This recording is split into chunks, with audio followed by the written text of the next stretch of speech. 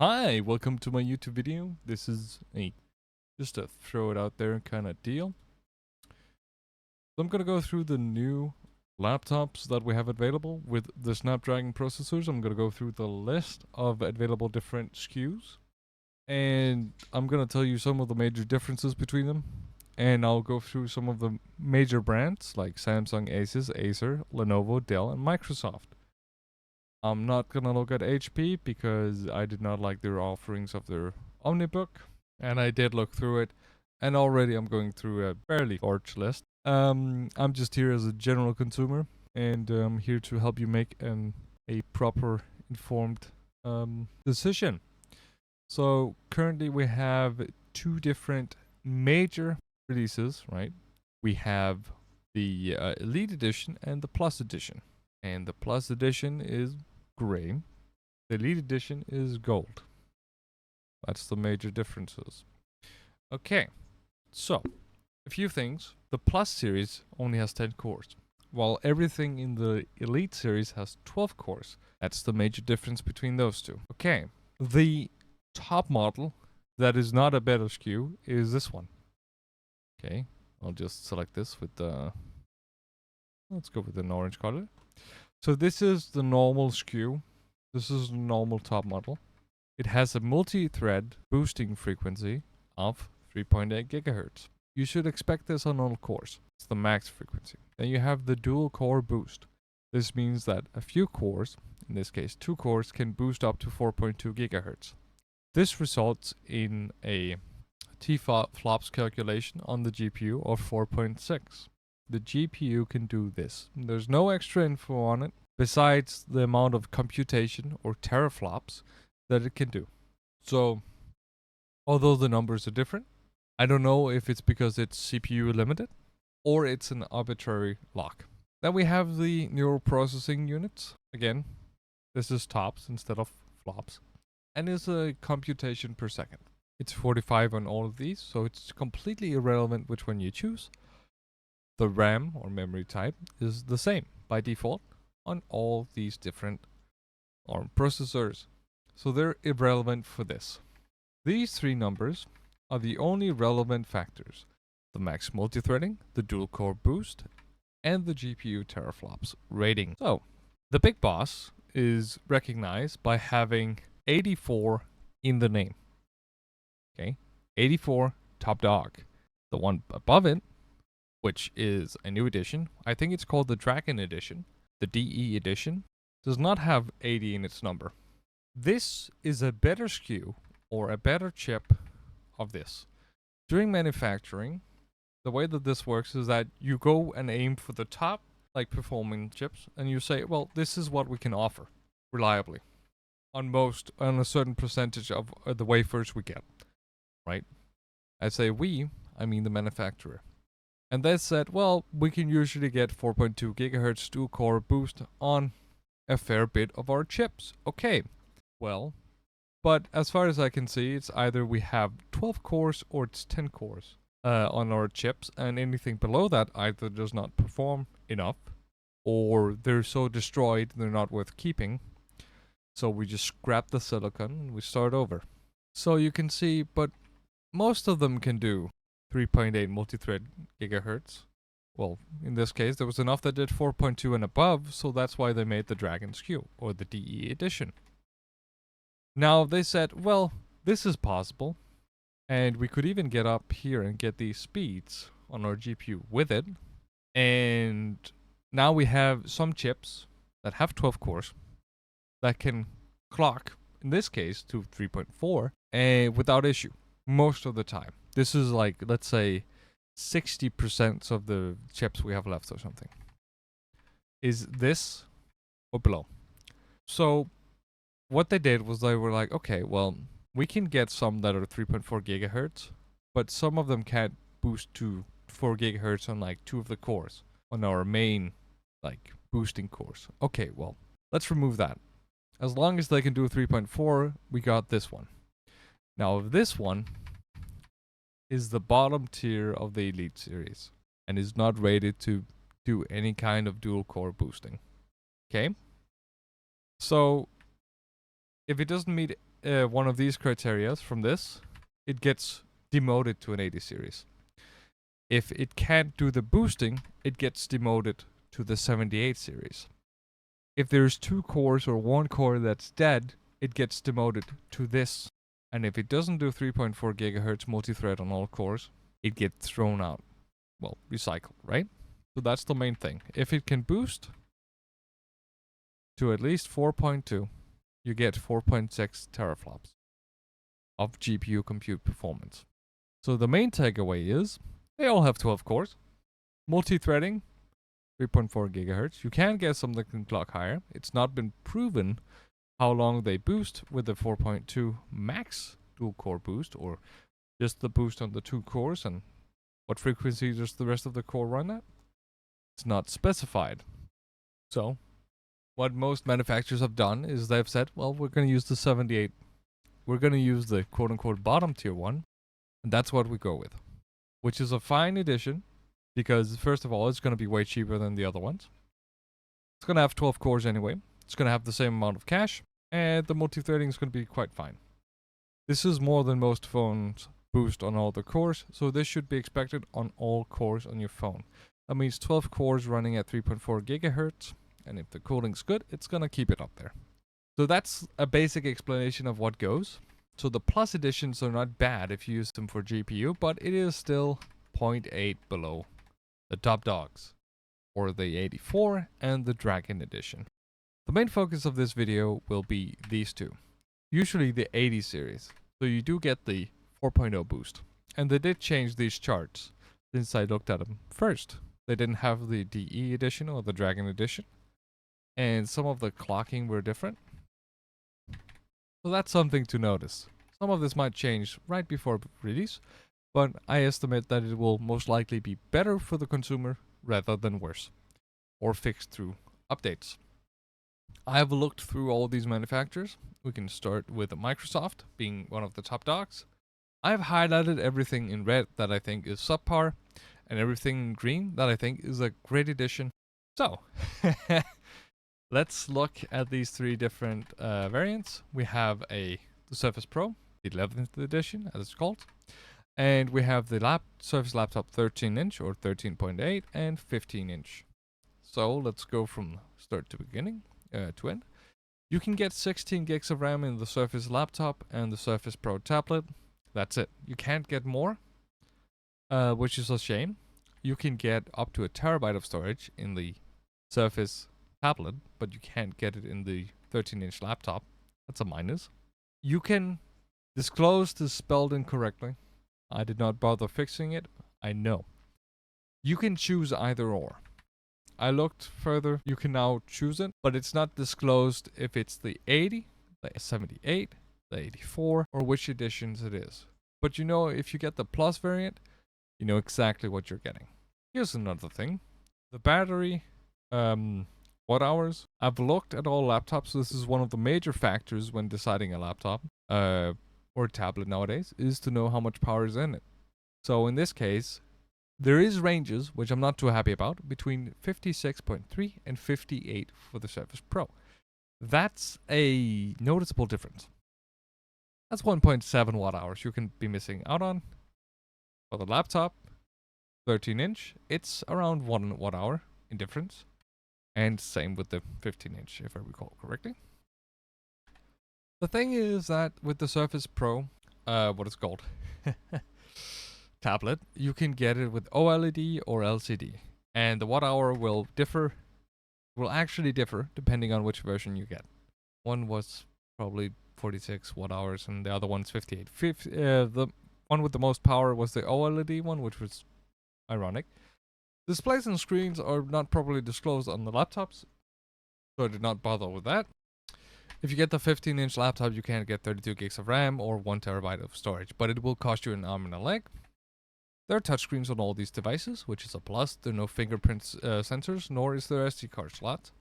The connectivity on the Surface Pro is only to USB-C Generation 4, and you can see it's the same here, and then you get a USB-A on the 13-inch, and it's the same with the 15-inch.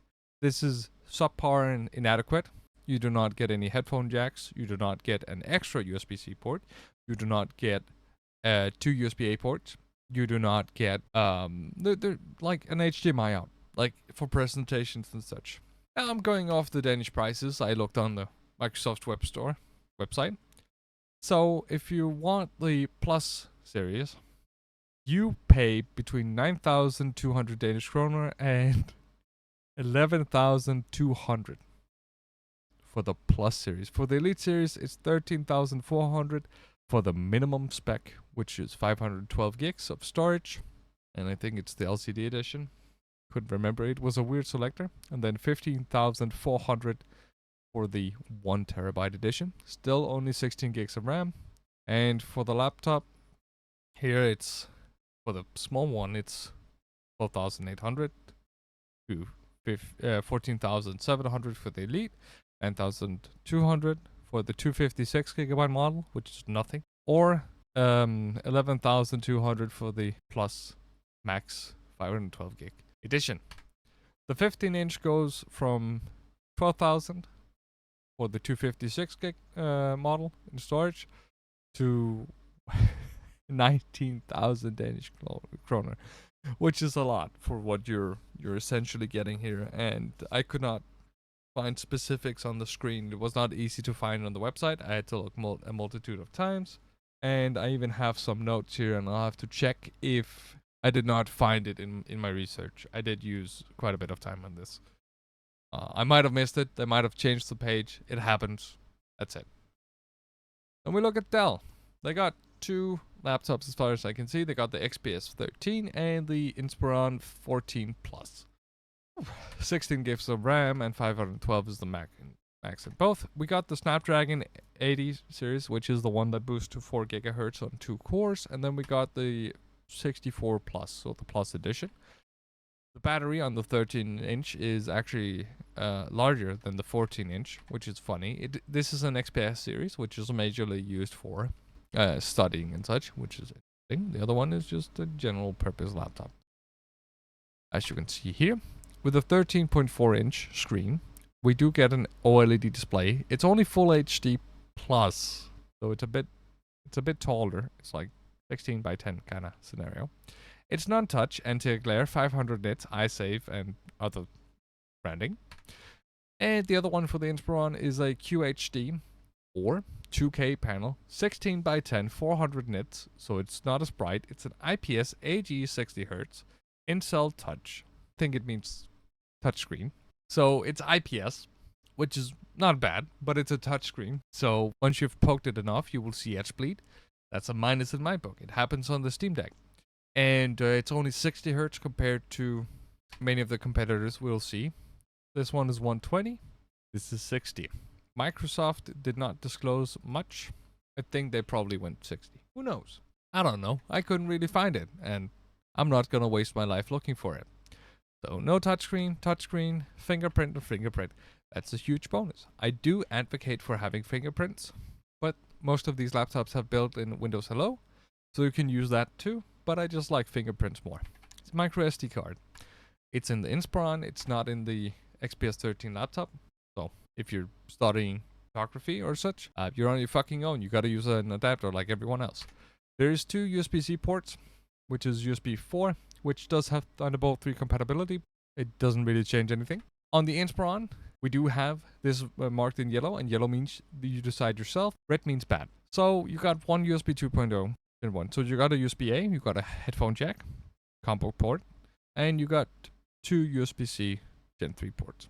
4 Gen 3, sorry. So it's just USB 4. It's the same, pretty much. It should be the same. And so you get a bit more I/O. At least you get a headphone jack, and you get a normal USB. And the price for these are like 13,000 Danish kroner estimate and $12.99 US dollars. I could not find it for the Inspiron, or I can't remember. Some of these pages were weird, but I wouldn't recommend this because of the lack of battery in it and the fact that you only get 512 gigs of storage. And knowing Windows or any other platform or using the Snapdragon for a creative purpose, it does not make any sense to not get enough storage and RAM. Also, getting the 80 series, it's faster, but you're limited to 16 gigs of RAM, so anything you might get in teraflops or other things, like it might not even help you in the end because you might run out of RAM. I don't know how Windows on ARM performs, but if we can draw any conclusion based upon how Windows acts nowadays with the x86 platform, it's gonna eat your RAM. And more RAM is better. There you go. Got the Lenovo laptop. So we got two different ones. We got the Yoga Slim and we got the ThinkPad T14. Now, before I actually had to re-edit this because I got a document from Lenovo. I found it. And the Slim one had like 60 something, 61 watt hours or so. And then I had to recheck to do the research again, and now it has a 70 watt hour in the Yoga Slim 7. And we'll go through a few things. You can get either 16 or 32 gigs of RAM. That's nice. It is the bottom tier Snapdragon, but they do actually list what they put in, which I do respect. So that's a plus in my book, which is why it's the lighter green. 70 watt hours. That's pretty respectable. No problem there. Got 14.5 inch. You choose. That's on you. The screen size, I don't care about. That's up to you. The resolution and the refresh rate does make a difference. 16 by 10 OLED 3K 90 Hz. Nice. You get 90 Hz. That's pretty nice. It's an OLED and it's 3K. So it's high resolution. It's going to look nice. And it's a 16 by 10, so it's a bit taller. So the 14.5 is going to look more like a 15-inch screen. It has a touchscreen. That's nice. No fingerprint, no SD card. It has 3 USB-C ports. That's all you get. That's a minus in my book. I would rather have a headphone jack or some extra USB ports. For the T14 Generation 6 Qualcomm Edition, you have between 60, 32 and 64 gigs of RAM. This one is usually ordered by businesses, so you can't really always order the specific edition you want. So yeah, 256, 512 and 1 terabyte. I don't know if they go hand in hand, so I don't know how much you can configure as a normal consumer. So I did not comment on this being good or bad, but this being able to choose a terabyte for the Yoga Slim serving is a plus. I forgot to mark that. It does disclose which Snapdragon processor. Again, a plus in my book. It's the 78. 58 watt hours is absolutely nothing, but this PC is mainly used for office use, which is why they skimped on the battery this much. So you just keep plugging it in. That's the main idea. I kind of get it. Yeah, I would still put at least like 60 watt hours or like 64. You know, extra power is good. You do have an option for touchscreen, but it's gonna be not too great of a screen with NTSC at 45%, 60 Hz, or no touch, 100% sRGB at 60 Hz, or no touch at 2.8K OLED, DCI P3, 100%, 120 Hz. And the reason why is that you gotta dig while figuring out which freaking version you get, unless you order it like this, which is it's difficult for the general consumer, and it's not one-to-one. If you buy the top model, does not mean you get the best screen. Lenovo is really shit like that. I'm sorry. I've worked with them many times before. I know all your laptop issues. Okay, so it depends. It depends. Fingerprint? Yes, that's a big bonus in my book. No micro SD card reader. Damn, it's not a bulky laptop, but there's definitely space for it, but I couldn't find it mentioned anywhere. I type no because it's a sale tactic to have it as a feature. If it's not there, I expect it not to be there. USB-A ports. There's 2 of them. One that's always on, apparently. And then we got USB-C, HDMI, and headphone jack. With 2 different states. I think it's 2 ports. So this should actually be good. There's it's a mistake. There you go, green. The price is unknown, but it's 11,500 for the Yoga Slim. And you gotta make sure you get the 32 gig model with 1 terabyte of storage, which is the one for this price. The connectivity is lacking and it doesn't have a fingerprint sensor, which is a minus, but beside that, it's not too bad. The chassis is very slim. I don't know how hot it gets, but there you go. Then we got Acer, which they haven't really released these officially, so you can only read some of the specs and take some guesswork. I found a website here where I could find some extra info. In this case, for this one, 32 gigs of RAM, 1 terabyte storage, chip version. It appears to be plus an Elite 84, and the 84 is the quote-unquote top dog, right below the Dragon Edition. 75 watt-hour battery. It's great, but there's no mention of fast charging. The other ones usually have 65 watts of charging, 2.5K, 100% sRGB, probably IPS. And as far as I can see, it's most likely an IPS, so that's a minus. Again, IPS screens, I like them, I love them, I hate them. On laptops, if they get a squeeze, it's gonna look bad. Touchscreen, no. It's whatever. Fingerprint, big plus. SD card reader, no. That's a minus. 2 USB-C ports, 2A, 2C, and a headphone jack. I'm happy. And the price is unknown, and it will probably differ, and will probably be more than most of the other options. Let me go to Samsung. So this is how I started my research. So with Samsung, you got some options, but the main issue is you can only get 16 gigs of RAM. And if you choose the 14-inch Galaxy Book Edge, you can only get 512 gigs of storage. And you get the 80 version, which is fine. It boosts to 4.0 gigahertz on 2 cores. Remember that. So that's the same for these two. Oh, sorry. You can choose between the 80 and the 84. Yeah, there we go. Which is nice. So either top dog. Again, below the Dragon Edition, but still the main release. Some of the major issues for these laptops is the batteries. 61.8 watt hours and 55.9 watt hours is not a lot. They're both AMOLED screens. Look nice. Touchscreen, fingerprint, micro SD card. I'm happy. Connectivity for the 16-inch is 1 HDMI, 1 USB, 2 4.0 USB-C ports, 1 normal USB-A port, a headphone jack. I'm happy.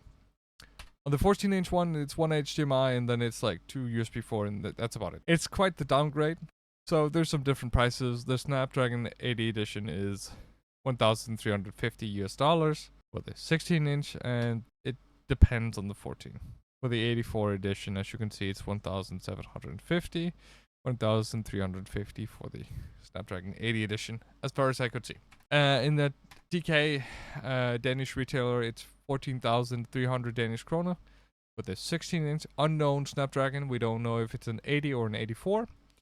And the same for the 14 is 1,300, 13,500. There we go. And again, unknown Snapdragon processor. Major drawbacks here is the RAM. It doesn't matter how fast your chip is. If you don't have the RAM to utilize it, you end up compressing applications and RAM and wasting resources on page files and other things. So you do lose some, gain some kind of deal.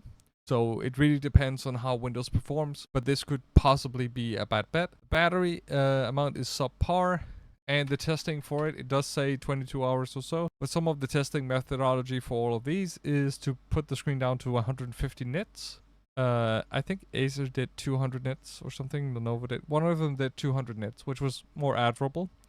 And it's playing a local video. Some of them are connected to Wi-Fi, but not using it. And some just have it on but not connected, and there's a lot like they're just playing like a video, a 1080p video in like an easy format, and letting it run for like many hours. So do not take the video playback like the hours mentioned as like what you'll get, which is why I focus so much on the battery watt hours, is because it's not properly specified. So we go over to Asus.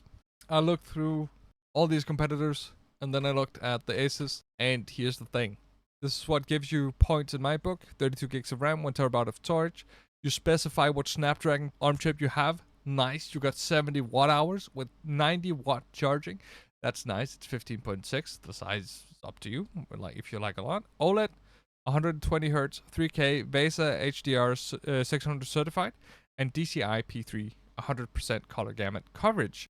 That's nice. We actually get a VESA certification here. It's only HDR 600, but it's still nice. It doesn't get crazy bright, but it still gets bright. No touchscreen, that's a minus in my book. No fingerprint, that's a minus. It does have an SD card reader. It does have 2 USB-C port, A port, HDMI, and a 3.5 combo jack. So this actually fits all my criteria. And the price is only 10,800 Danish kroner, making this the cheapest and the most worth it option in my opinion. So a lot of the other companies, the Lenovo one is only 11,500, but the connectivity is lacking and it has no micro SD card reader as far as I can see, or just an SD card reader in general for that matter. So that's something to consider, but I would look between these two models and probably make a decision on it. The Samsung one is too expensive in general and does not offer connectivity nor the RAM necessary, I would deem. Dell is out of touch with reality, and the amount of battery life these will get is going to be subpar. The Microsoft products are crazy expensive in general and does not provide much of battery, and you have to buy the laptop 15-inch to gain a sizable amount of RAM, and then you still have a lack of connectivity as far as I could find. Please correct me in the comments if I'm wrong, but that's it. So that's my verdict.